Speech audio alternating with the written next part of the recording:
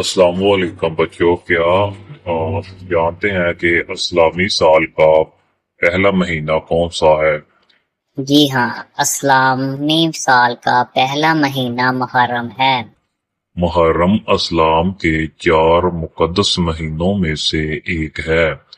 اللہ تعالیٰ نے ان مہینوں کو خاص عزت اور حرمت عطا فرمائی ہے، اس لیے ان مہینوں میں نیکی کے کاموں کی زیادہ اہمیت ہے اور گناہوں سے بچنے کی بھی زیادہ تاکید کی گئی ہے۔ محرم کا مہینہ ہمیں اللہ تعالیٰ کی اطاعت، عبادت اور صبر، اچھے اخلاق کی یاد دلاتا ہے۔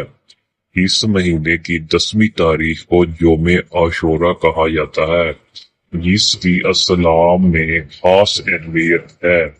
اس دن روزہ رکھنے کی بھی فضیلت بیان کی گئی ہے۔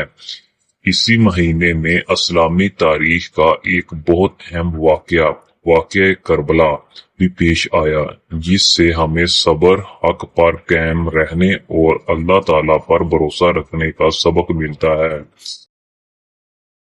محرم صرف غم یا خوشی کا مہینہ نہیں بلکہ اللہ تعالیٰ کی عبادت، نیکی، صبر اور اچھے اخلاق اپنانے کا مہینہ ہے۔ اللہ تعالیٰ ہمیں محرم کی برکتوں سے فائدہ اٹھانے اور نیک اعمال کرنے کی توفیق عطا فرمائے۔ آمین۔